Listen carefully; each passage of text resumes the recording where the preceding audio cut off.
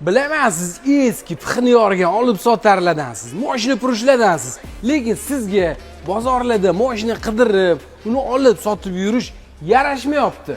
Jigar, bozor degan gigant приложение ishga tushgan. Siz shunchaki auksiondan siz o'zingiz xohlagan mashinani auksiondan shunda olib, keyin siz o'zingiz bozorning o'zida yoki o'tbotda sotib olsangiz bo'ladi. O'zi auksionda qanaqa qilib qatnashiladi? Buni sharti qanaqa? Ilova skachat qilish kerak.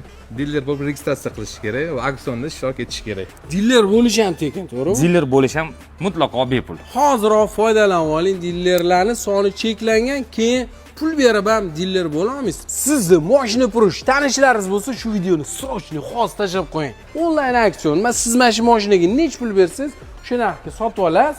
Keyin siz o'zingiz bozorning o'zida yoki o'tbotda sotib olsangiz bo'ladi.